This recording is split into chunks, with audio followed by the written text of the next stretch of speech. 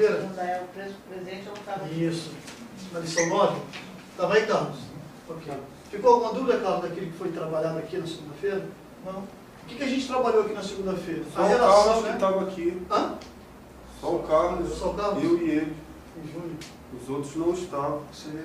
Eu ia partir aqui um pouco para a parte interativa, para a gente Você? trabalhar alguns Tá textos bom. da Bíblia, para reforçar um pouco o conceito de Segunda, Passado foi feriado. Mas o que a gente estudou na semana passada aqui, o tema, ele nos prepara para um tema muito importante que nós vamos ter logo após, que é a lição número 10. Mas eu vou então dar uma trabalhada na lição 9 aqui, rapidinho, dar um resumo, para a gente entrar na parte interativa, que são as perguntas e respostas, que vai ajudar a fixar o tema. Por quê? Semana passada, toda a lição, ela apresentou o personagem Paulo como aquele que estava buscando fazer algo correto, mas estava fazendo o quê? Algo errado, né? Se apegou em algo que não era aquilo realmente que ele deveria se apegar com relação ao quê? Sobre a questão da postura, sobre a questão da lei de Deus. Então nós vimos na semana passada que existe algo que precisamos fazer para nos salvar. Mas é guardar a lei de Deus? Também, né? A lei de Deus tem um papel muito fundamental na nossa vida, né? Ela nos mostra o nosso verdadeiro estado pecaminoso e a nossa distância que estamos de Deus. Não é isso? E toda vez que nós olhamos ali para a lei de Deus, a gente olha assim, poxa vida, eu estou distante, né? Do caminho correto. Então eu olho para ela e tento, juntamente com a graça de Deus, fazer o quê? Retornar, retroagir, voltar para o caminho de novo para poder seguir o caminho correto, que é o que Deus tem direcionado para nós. Então a gente vai ver muita palavra graça entrando em cena aqui na lição número 9. Porque nós somos salvos pelo quê? Pela graça. A salvação é o quê? É um dom gratuito de Deus. Ok? Então a gente vai percebendo aqui que a lei de Deus é necessária, porque ela nos aponta o nosso estado de pecaminosidade. Ela é importante? É importante. Mas ela é uma das páginas do processo da salvação do ser humano. Ok? Não podemos abandonar a lei. Certo? Mas não podemos, através da lei, buscar méritos nossos de salvação. Ou de barganha com Deus para obtermos a salvação. Porque a Bíblia toda ela fala, o apóstolo Paulo trabalha muito sim em suas cartas, né? Que a salvação é um dom gratuito de Deus. Ok? A salvação, o preço que era necessário ser pago por ele, né, por essa salvação, já foi pago por Cristo.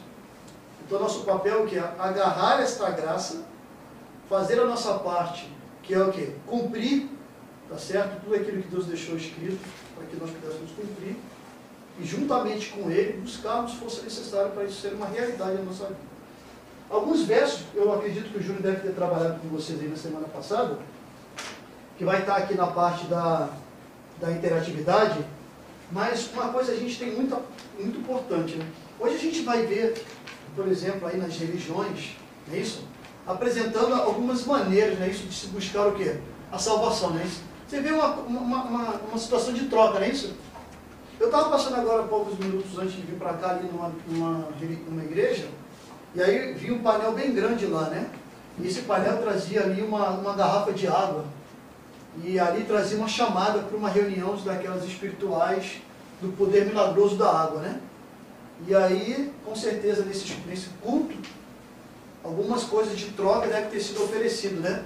Me oferece tal para Cristo que você recebe tal dele também de bênção. Então a gente vê muito isso acontecendo nas religiões, né? Mas o cristianismo, ele trabalha muito de que a salvação é de graça. E só um pouco esquisito isso, né? Receber algo de graça. Principalmente no estado que a gente hoje vive, né? Receber algo de graça não é muito comum, né? E algo que é muito valioso, pior ainda, né? Eu, há muito tempo atrás, eu recebi de um primo, muitas pessoas que na época me viram com um relógio, né? Ia ter ele até hoje, até acharam assim, que não era verdade o que eu estava dizendo, que eu tinha recebido do meu primo aquele relógio de graça. Ele me deu o relógio. É um primo que a gente tem uma amizade muito legal, muito boa, e ele trabalhava com importação, né? E me deu o relógio. Então, uma coisa valiosa e de graça, né? E as pessoas, quando vê, acham até meio estranho, né? De graça? Não precisou fazer nada, pagar nada por isso? Não precisa pagar nada por isso. A salvação que Cristo nos oferece é nesse conceito mesmo. É de graça. É claro que tem alguns passos, né, para nós conseguirmos aí a salvação. Apesar de ela ser de graça, ela não é barata. Né? Não é barata. Então, alguns textos que nós vamos trabalhar aqui hoje vai reforçar um pouco essa questão de que o preço do presente, né? O preço do presente. Hoje nós temos a salvação em Cristo Jesus, um preço foi pago. E o que você precisa fazer, por exemplo, hoje? Por exemplo, para você, isso é algo muito importante, né? Você é fiel, uma pergunta para a gente meditar um pouco. Você é fiel à sua religião ou você é fiel a Deus? Você é fiel a Deus, né? Ok. Se você é fiel a Deus, você talvez, ao falar isso, você tem um embasamento muito forte, né? Que suporta essa sua declaração de que é a minha religião, né? Eu sou mais fiel a Deus do que a minha própria religião. Por que eu digo isso? Porque você vai encontrar nas religiões um esquecimento, né, de tratar do assunto em relação à lei de Deus, com relação à graça. Hoje você vê justamente que as pessoas estão buscando na religião satisfação de desejo o quê? Muito pessoais, né? Muito particulares, não é isso? E quanto mais você frequenta esse tipo de religião, duas coisas acontecem. Ou você recebe aquilo que você quer, por uma misericórdia de Deus, ou você fica frustrado, porque todo mundo do seu lado recebe e você não recebe. E aí você dá mais, achando que dando mais. Então você dá mais dízimo, achando que dando mais dízimo, Deus vai te dar um triplo ou quádruplo daquilo que você está dando em, sei lá, um sucesso de negócio, coisa desse tipo. Então a gente vai vendo aí o quê? Qual é o termo que eu poderia usar aqui para simplificar isso aqui? A busca de se fazer uma troca, né, uma barganha mesmo, seria o termo, com Deus. E você vai perceber que as pessoas vão ficando um pouco mais frustradas quanto a isso. Talvez chegue a um estágio de uma decisão dessa, tão trágica, né, dessa família, desse pai, não sei. Dei tanto e não consegui encontrar aquilo que eu queria, e me resta agora o quê? Me esvaziei de tudo que eu podia e não recebi aquilo que eu queria. E cadê Deus nessa história? E sabe ter? Então não tem mais solução para a minha vida, né? Se aquele que eu busquei a solução não me deu a solução que eu precisava, acaba aqui, acabou por tudo, acabou a minha esperança, né? Então as pessoas estão colocando a esperança nas coisas. A própria igreja faz isso, né? Trabalha muito isso. Trabalha muito isso na troca, né? Dá, você recebe. Nessa troca. A semana passada a gente colocou isso como uma tendência humana. Humana, né? É uma tendência humana tão forte que isso é visto em todas as religiões, exceto na Bíblia. Tá certo? E aí a gente até falou um pouquinho da experiência do Sírio Naamã, né? Que chegou para Eliseu, primeiro falou os seus feitos, mas os seus feitos não lhe deram cura. Depois perguntou a Eliseu o que ele poderia fazer para ter cura, mas Eliseu não deu nada de difícil para ele fazer. E depois que foi curado, ele tentou pagar Eliseu a cura, e Eliseu também rejeitou. Ou seja, não é o que a gente fez no passado, não é o que a gente vai fazer no futuro, e nem o quanto de dinheiro a gente está disposto a doar. É você aceitar ou não aquilo que Deus está te oferecendo. É verdade. E se você tem, então, a sua fé baseada na Bíblia, então, religião nenhuma vai influenciar a você desviar das instruções deixadas por Deus através do quê? Da sua palavra. Então, por isso que a gente fala sempre aqui, né? Qual deve ser a nossa regra de fé? A Bíblia. A Bíblia. A Bíblia. Você pode até ser simpatizante com algum ou outro pregador, mas quando ele, ao falar, tiver contraditório à palavra de Deus, sai fora, corre. Corre porque é roubada. Corre porque é furada. Porque a tendência de você estar sendo contaminado com esse tipo de informações pode te levar, de uma maneira tendenciosa mesmo, a se desviar dos conceitos já preconcebidos, né, da sua clara compreensão da palavra, e com aquelas interrogações que vão colocar na sua cabeça, você vai começar a falar, peraí, tem sentido. Isso é assim mesmo. Até porque você já está incomodando aquilo ali mesmo.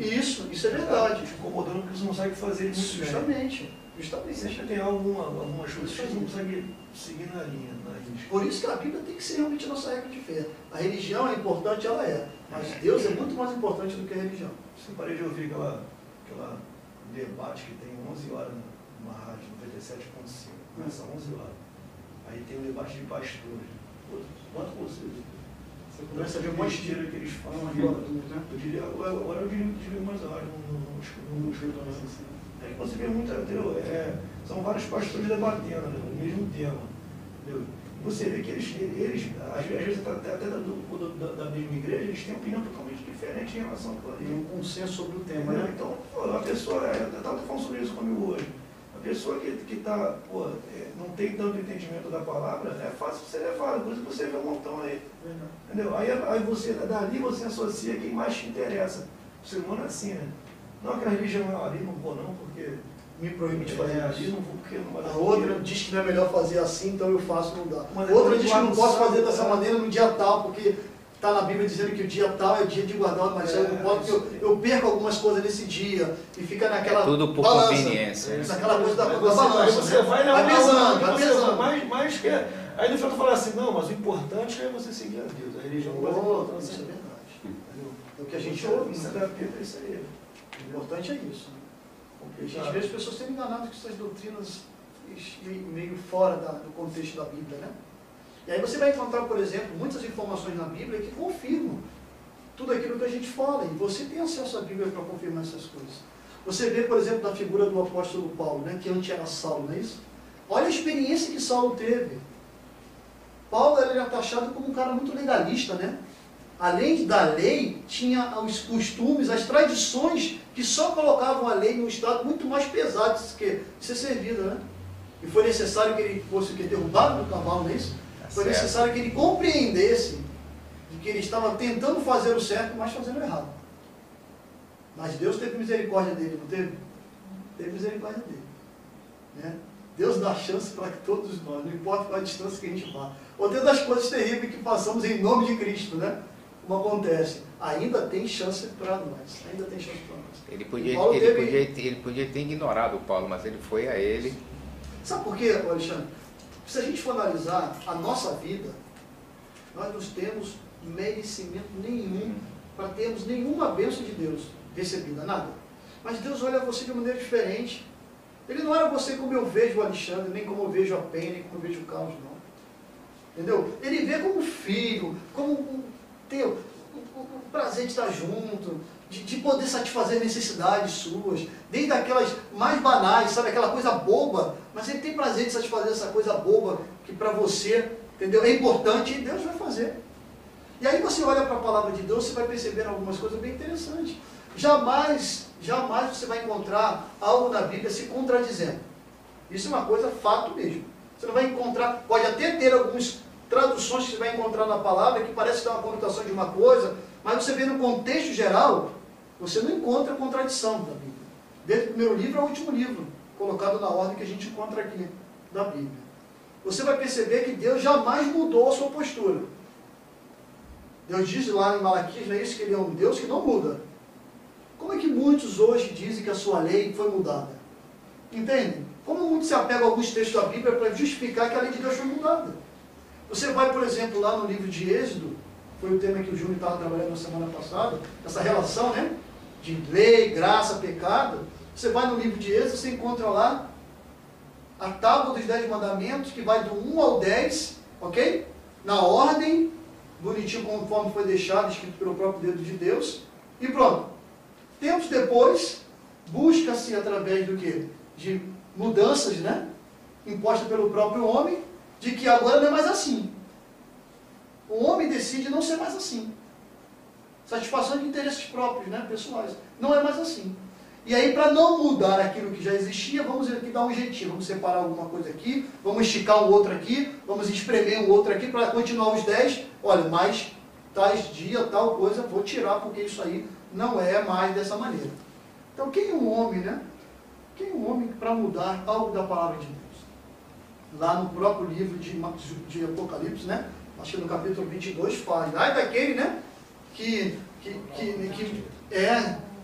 alterar alguma coisa, né? Da palavra de Deus. Ai daquele. Então, muitos terão sua recompensa pela essa ousadia que tem, ou que teve, né? De mudar aí o tempo, né? E as leis de Deus. Você vai encontrar, por exemplo, alguns versos que deixam muito claro sobre essa questão da lei e da compreensão que o Paulo foi ter ao longo do contato, da convivência, né, com Cristo, não é isso? Da busca, da compreensão daquilo que realmente Deus queria para a vida dele e como ele gostaria de usá-lo, né? Você vai, por exemplo, aí encontrar alguns alguns versos lá em Romanos. Romanos se encontra assim, uma fartura com relação a esse assunto. Lá em Romanos, por exemplo, no capítulo 6, Romanos depois de Atos, né? Atos, Romanos, aí no Novo Testamento, no capítulo 6, por exemplo, no verso 23, o que fala aqui, ó? Aqui fala, né, que o salário do pecado é a morte, mas o dom gratuito de Deus é a vida eterna em Cristo. Então o que o Cristo quer oferecer para cada um dos seus filhos? A vida eterna, né? E de que maneira? De graça, não é isso? É de graça. E aí você vai encontrar, por exemplo, também, lá em Romanos 3, no capítulo 20, e capítulo 20, Romanos capítulo 3, versos 20 e 24. Não sei se eu estou enganado.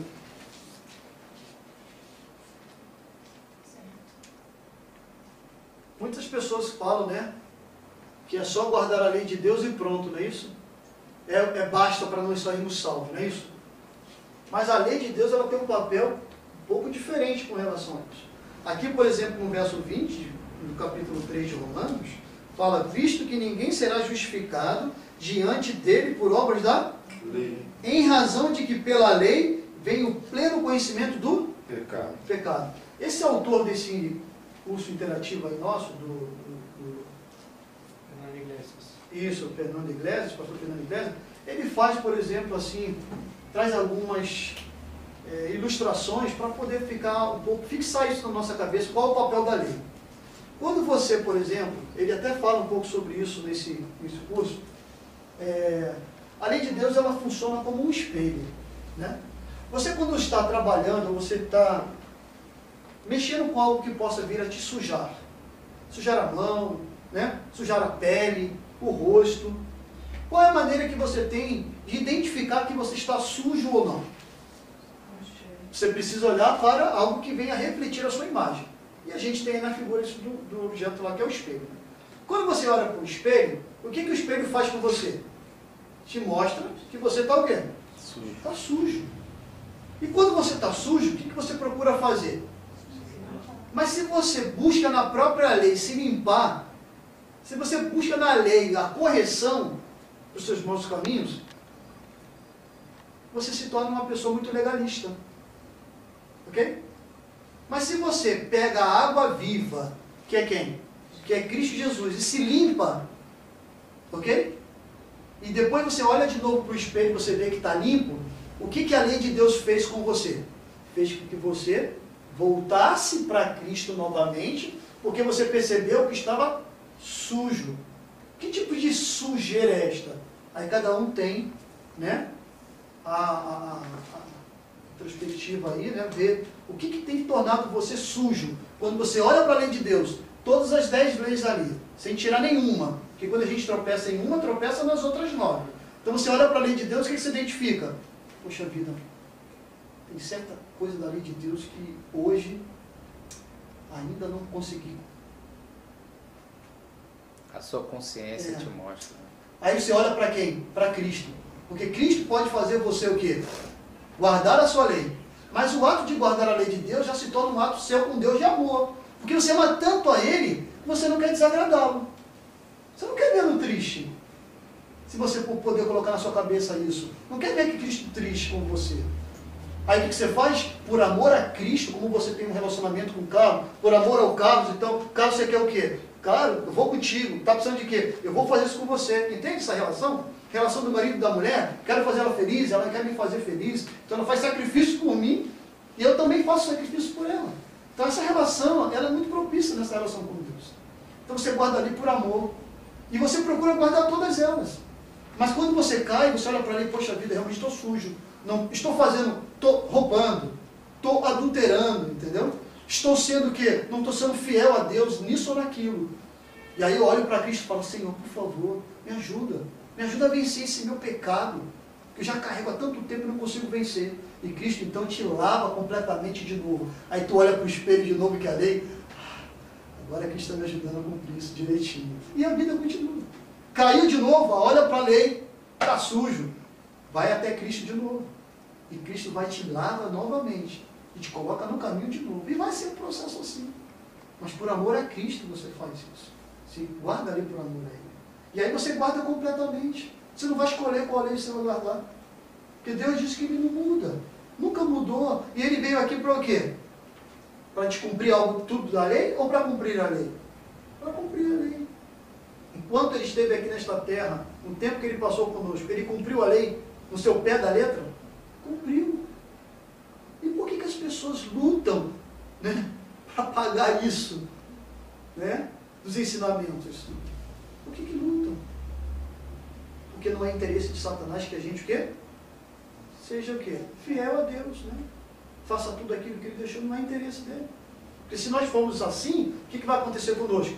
Seremos grandes candidatos para o céu. E Satanás tem prazer na sua salvação? Por isso que ele insiste, entendeu? Por isso que ele maltrata a gente, por isso que ele faz tudo para que a gente desvie do caminho. Mas ainda assim, se a gente desviar do caminho, olhe de novo para a cruz, para Cristo e busque o caminho de volta. Isso vai ser sempre assim. Vai ser sempre assim. Se você procurar aqui, por exemplo, o verso 24, do próprio capítulo 3, diz que nós somos justificados de graça, não é isso? Por sua graça, mediante a redenção que há em Cristo Jesus. Você vê aqui que a nossa salvação está firmada só em uma pessoa? Que é Cristo Jesus. É Ele que tem poder de nos salvar. Entendeu? Então, se estivermos apegados a Cristo, a consequência disso é o quê? A nossa salvação.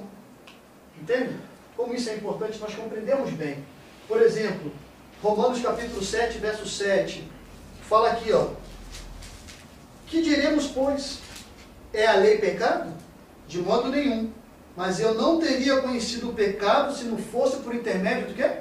Da lei. Da lei. Pois não teria eu conhecido a cobiça se a lei não disser o quê? Não? Cobiça não. Fantástico, né? Bem fantástico. Talvez não revelador para nós que estamos aqui. Mas imagina como as pessoas ali fora se encontram enganadas com relação a isso. Percebe? Por exemplo, olha o que fala lá em Salmos 19, capítulo 7. Capítulo não, né? Porque Salmos, a gente fala de Salmos 19, 7 só, o verso 7, escritos em poemas, né? Salmos 19, 7. Olha o que fala aqui para nós. O que Davi nos apresenta aqui esse salmo. 19, verso 7. O que a lei de Deus deve fazer conosco? Quem encontrou e quiser ler. A lei do Senhor é perfeita e restaura a alma. O testemunho do Senhor é fiel e dá sabedoria aos simples. Que coisa fantástica. Que compreensão, né? Que compreensão. A lei do Senhor é perfeita. E qual é o papel dela? Restaurar a alma. Nos colocar de novo em condições, né? De estarmos ali como candidatos para irmos para o céu com Cristo. Então, são coisas importantes que a gente encontra na palavra. Que você vai perceber em nenhum momento que a lei de Deus foi abolida. Nada. Nem do primeiro, nem ao último. Nada, nada. A lei de Deus é eterna. Ela é eterna. Nós precisamos ter isso bem forte, conceito, para a gente defender a nossa fé. Por que a gente guarda? Porque os outros guardam? Não, porque a palavra de Deus diz que eu devo guardar. E por isso eu cheguei à compreensão de que realmente eu devo guardar. E eu faço tudo o que for possível para eu guardar. Mas se ainda assim eu deslizar em alguma coisa, eu sei qual é o caminho que eu devo seguir. Eu sei aonde eu devo me lavar. Né? Eu vou a Cristo. Porque a graça, né? A salvação é um dom gratuito. Mediante a graça que Cristo nos oferece. Nessas perguntas que a gente tem aí interativa, eu queria compartilhar algumas com você, só para a gente reforçar um pouco esse tema. Era isso, Júnior, que a gente teria que ter feito? Era um pouquinho trabalhar isso, né? Para finalizar bem, até para a gente entrar no outro tema com um pouco mais de solidez, não é isso? Exatamente. Tá. Então, ó, por exemplo, a gente vai encontrar algumas fases do processo de salvação. Lembra que a gente comentou na lição passada, eu acho que anterior também, falando sobre o processo da salvação. Então, lá no capítulo 8 de Romanos, no verso 29 e 30, depois do capítulo 6, verso 22, nos aponta esses três processos até chegarmos o quê? A salvação. Vamos ver lá em Romanos 8, 29? Acho que a gente tem tempo para ler esses versos todinho. Então faz o seguinte aí, ó, ô Carinho, abre para mim Romanos capítulo 8, verso 29 e 30, e a Flávia, você pode abrir para mim Romanos 6, 22, por favor? 8, 29. Isso, por favor, Carlos, capítulo Romanos capítulo 8, verso 29.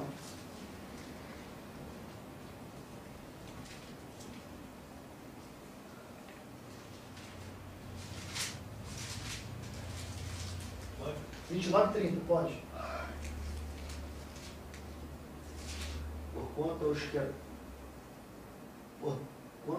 aos que de antemão conheceu, também o predestinou para serem conformes à imagem de seu Filho, a fim de que ele seja o primogênito entre muitos irmãos. E aos que predestinou, a esses também chamou. E aos que chamou, a esses também justificou. E aos que justificou, esses também glorificou. Ok. Então, uma fase do processo da salvação é a justificação.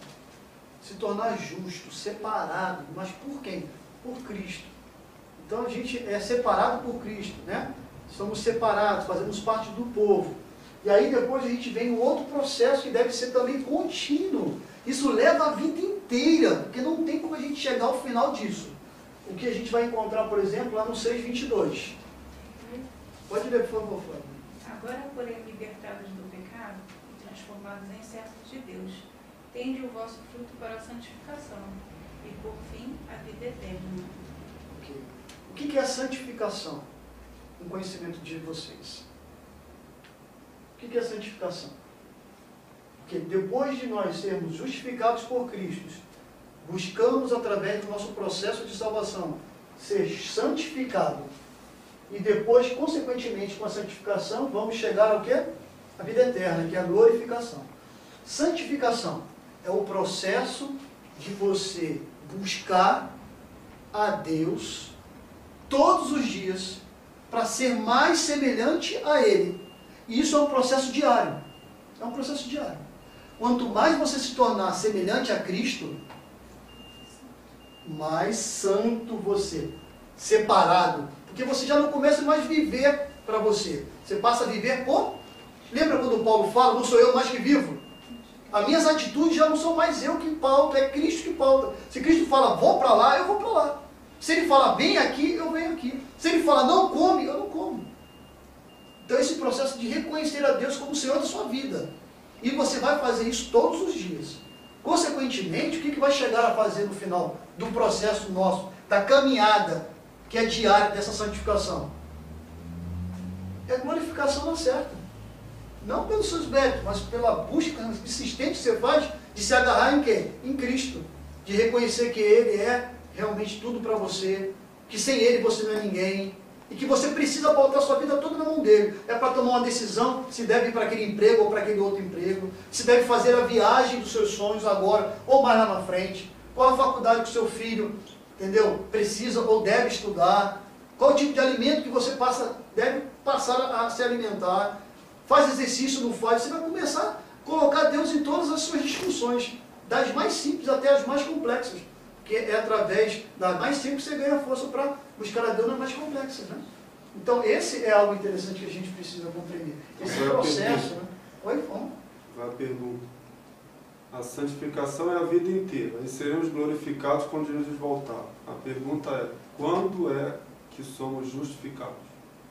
Quando nós somos justificados, Romário, você não vai perceber, mas as pessoas ao seu lado vão perceber que Romário não é mais aquele Romário que eu conhecia há um ano atrás. E ele nem às vezes percebe que ele está diferente. Mas quem vai perceber que você está sendo justificado são as pessoas ao seu redor. E às vezes a gente já fica tão natural em nós que as pessoas não conseguem. Só quem está ao nosso redor. Você já passou, por exemplo, Alexandre, você sabe disso. A gente que convive com o Alexandre, a gente vai percebendo assim, a mudança, o Carlos, você vai ver a mudança, a Penha, você vê a mudança, a Flávia, entendeu? Às vezes eles não percebem que eles estão sendo diferentes no meio que eles convivem. Mas essa busca insistente de Deus, de ser semelhante a Ele, faz de você uma pessoa diferente. Se torna uma pessoa mais santa. Não é aquela santinha que a gente chama do pau oco, né? Aquela coisa, tudo fala mansinho. Não, não é isso não. Mas a sua atitude é outra. A sua forma de agir, de pensar. A sua compaixão, né? Que às vezes você achava que nem tinha isso. Você começa a ser um cara com um pouco mais de compaixão. Entendeu? Então é isso que eu... Hã? Desculpa te interromper, mas como diz aqui, que eu também tenho o fruto do Espírito, né? Que eu acredito que esteja aqui dentro É o desse Espírito Santo versículo, trabalhando em né? você. quando a gente busca lá em Gálatas 5:22, tem um fruto do Espírito, Isso. que é onde a gente vem, Jesus vem transformando a nossa vida. Isso. E o que acontece, né? O Mário não é o mesmo de um ano atrás. É verdade. O Wagner não é o que É era uma mudança que antes. ocorre que às vezes você nem percebe. Sim, porque o fruto do Espírito explica tudo isso que você está falando dentro de nós, né? E a gente vai buscando se semelhante a Cristo, o Espírito Santo faz em nós, né? Torna-se em nós, flora alguns